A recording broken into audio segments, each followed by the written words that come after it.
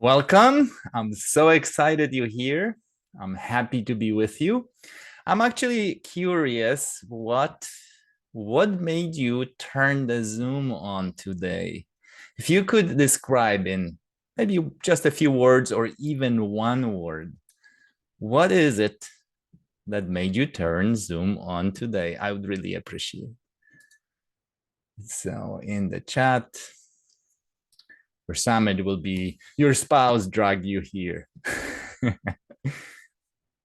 Longevity, beautiful. Curiosity. How to proceed after the operation and pain. Pain, big factor, of course. Curiosity.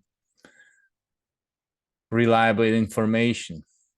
Enjoyment and wisdom. I feel weak. Okay, strength then. Movement is life. Great. Knee pain. Always learn from us. Great. Getting proper information. Follow your teaching. Thank you so much. Aging pains. Yeah, they're part of our aging. Need motivation. Great, super. Refilling the well. I love it, Evelyn. Workshops are always good. Great. We'll try to keep it on. Pain and curiosity. Calming, relaxing. Great. Curiosity. Continuing the benefits I've already felt from the Feldenkrais. Beautiful. Super. Thank you so much. So I'll tell you, my goal for today is to introduce you to the Feldenkrais method for those of you who are new to the method. I have a grander goal to blow your mind. I'd love to blow your mind in the next 2 hours. I will really be happy if you, for those of you who already practice the method, to get inspired to continue a steady practice. For those of you who don't have a movement practice, to consider and inspire you to start, because it's super, super important. It's part of increasing our movement literacy and our health. And I'm trying today to convey why it's so important to do what we do. So the plan for today is this. We'll start with a talk, maybe a 15-minute talk. I'll tell you how I converted from my personal transformation from my first introduction to the Feldenkrais was not a love from a first sight. I finished a workshop for physical therapists, and it was like, weird. I thought it was weird, the method. And then what happened to me during the years that made the transition from this kind of lukewarm reaction for the first time to be completely passionate and devoted to this method and devoting my life to furthering my learning and to sharing what I've learned over the years. So the talk will be first. During the talk, I'll share some information about principles of the method, a little bit of theory. For those of you who love theory, it will be a great time. For those of you who don't care about theory, for example, my sister who attends our classes from Sweden, she doesn't care for any anatomy when I'm describing external oblique muscles of the abdomen. She's like, oh, finish that already. She comes for just pure practice to feel it in her body. But I usually mix my lessons are combinations of learning intellectually, and also learning through movements. Then the main portion of today's workshop will be a class, a Feldenkrais lesson, where we will try to illustrate what you find first through theory in your body, first-hand experience. What is it that a lesson does? Then we'll have time of course, I would love you, for those of you who do feel inspired, to continue with us. So I'll tell you about how we work, about our team, about our offering. And then will be the time for questions and answers at the end. And don't leave too early, because at the very end, we'll have a raffle with $400 in prizes. So for those of you who stick around, who will through this arduous 2 hours, we'll have some prizes afterwards. So I hope that sounds good. And let's dive into our theory. So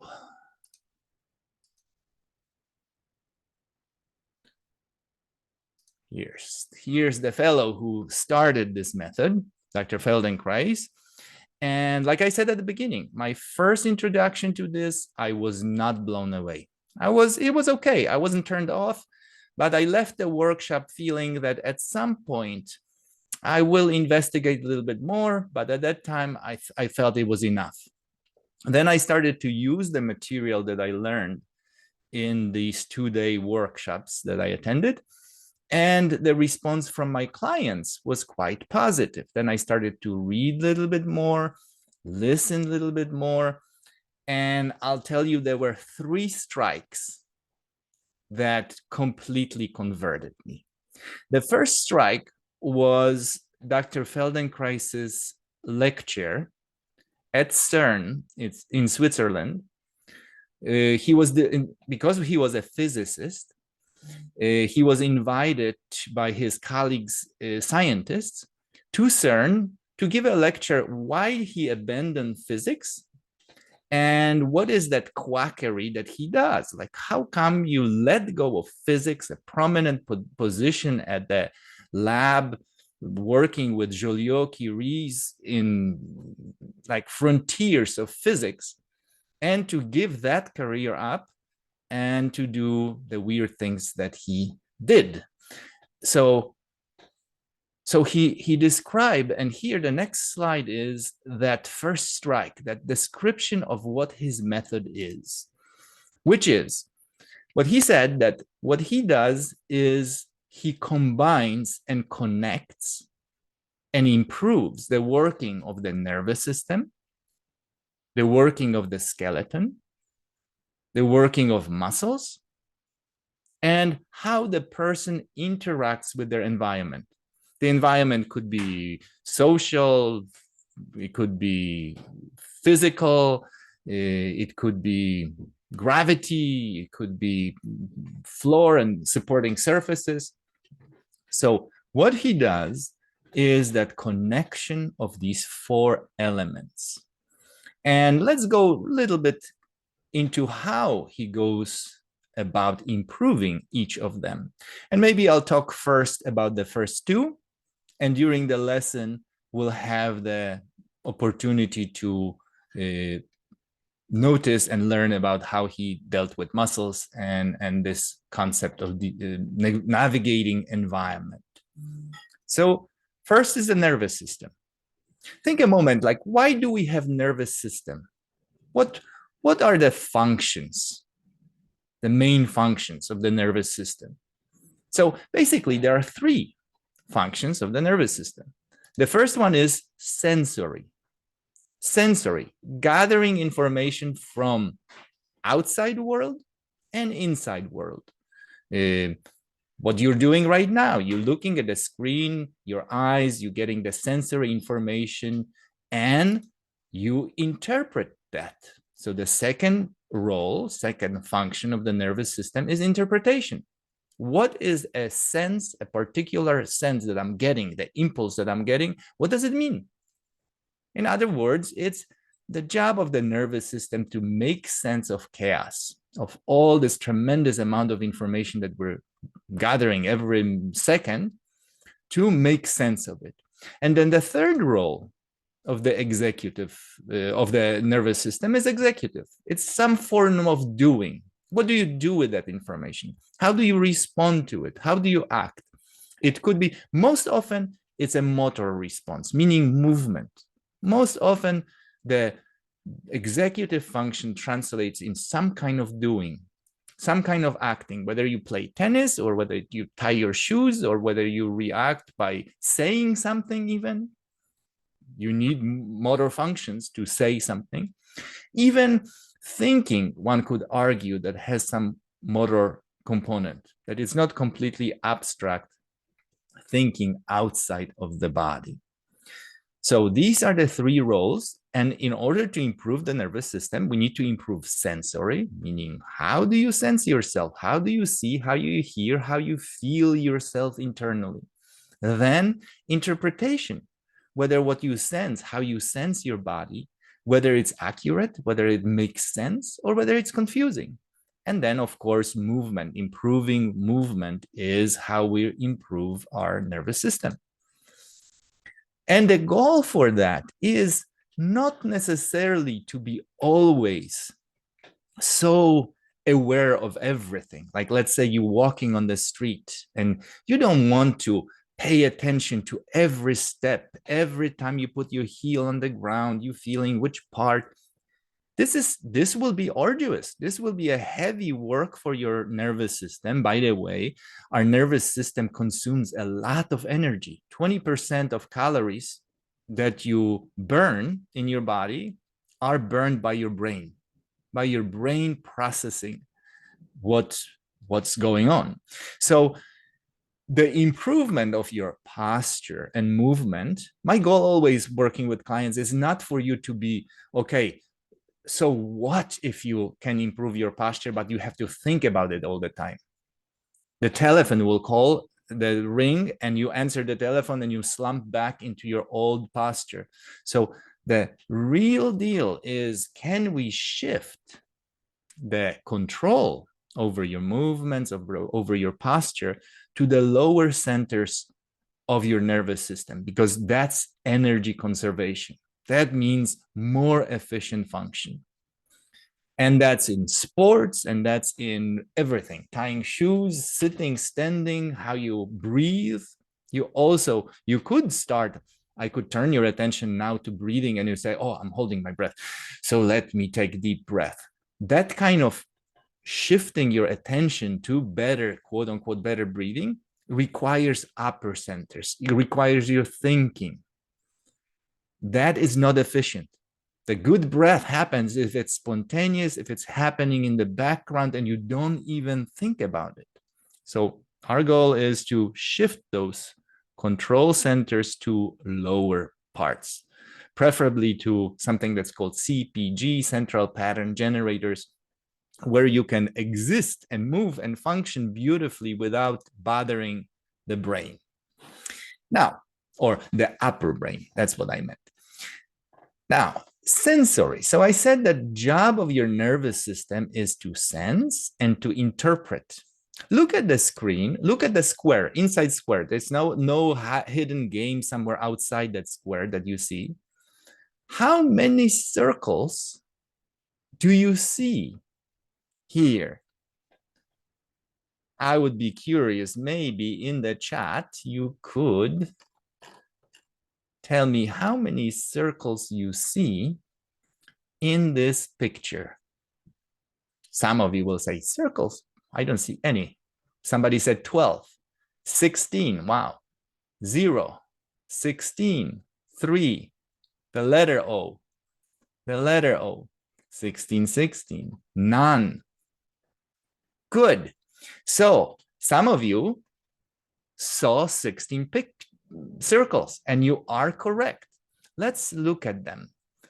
Follow my cursor and see if you can see a circle here. Look at the horizontal lines and see if suddenly the circle pops. And then next to it is another circle. Look at this. And for those of you who didn't see 16 circles at the beginning, now you probably see this row of 4 circles, and then this row of 4 circles, and this row of 4 circles, and this row of 4, 16 circles. Can you see this? So this is interesting, right? That at the beginning, for many of us, when we look at this kind of game, we don't see anything. And Monica says, yes, of course, that moment of, I see. This is the same in, somebody said, my eyes are not happy right now. Yeah, okay, I'm going to switch the slide. But this represents how we also go about movement, improving movement. Because at the beginning, you may not sense something, or the sensation you're getting is confusing. It doesn't translate into the proper, correct, objective feel. Now, so this first portion was nervous system. We go improve sensory, interpretive, and executive function of the nervous system through movement, through a movement practice. Second part that's unique to the Feldenkrais method is an approach to working with the skeleton. And at CERN, at that workshop for scientists, Feldenkrais starts by asking, can you tell me, he asks audience, what or who, if you believe in God, how God and why created the skeleton in the first place? And for people who don't believe in God or don't necessarily need that, what kind of universal force, what created our skeleton in the first place? Because in that, in understanding that, contains how to make a better skeleton, stronger skeleton, more functional skeleton. So, what functions of the skeleton is to support and movement. And the force that created skeleton in the first place is gravity. The reason why in evolution we created, or we or animals develop skeleton, is because of gravity. Gravity, as we are sitting right now, we are building our own skeleton. The way gravity, the way you manage gravity right now at this second, and manage it from second to second throughout your days, throughout your months, forms your skeleton, forms in which parts your skeleton is stronger, in which parts skeleton is weaker. So the health of skeleton depends on how you manage gravity, how you support yourself, and how you use that skeleton in movement. So this is every Feldenkrais lesson has a component of becoming more aware of how you're using your skeleton and using that skeleton better. So why do we need a steady movement practice? Well, because of these four elements. We want to improve our nervous system, we want to improve our muscles, we want to improve our skeletons, and we want to improve how we negotiate with our environment. If you're a swimmer, water is your environment. How you negotiate in the water. How do you pull? How effective is your pull? And of course, this means nervous system, muscles, and skeleton that navigate, harmonize together to pull water so you can swim lovely, nicely, and not drown. And then not only not drown, but how to derive pleasure from swimming, how to make swimming a flowing activity that just feels gorgeous, not something that is fighting for life, but actually something that we can enjoy. The same is when you're sitting right now, your environment may be your desk, your chair, how you sit, how you interact with your chair right now, or with your sofa, or whatever surface you're sitting on, is your way of negotiating with environment. Okay, you might say, yeah, so what? So what that I improve these four things, my brain, my muscles, my skeleton, how I interact with the environment. This is the essence of our work. I get out of bed every day and go to work to help people with comfort and with their abilities, with helping, assisting people to get from the state I can't do something to I can do something. I can do it now. I'm better at it. So your comfort and your abilities is why you need a steady movement practice. Because if you're in pain, you know that very well, that even if you move, even if you are able to do certain things, if you go on the tennis court and you play, or if you fence or whatever you do, you play basketball, but after the game and during the game you suffer, this is not fun. So let's now take a moment, maybe longer than moment, because we'll take good 45 to an hour session where we're going to do a lesson together. Sounds good? Let's do that. So please lie on your back. And I'll stop this recording and I restart it so we have it nicely chunked down.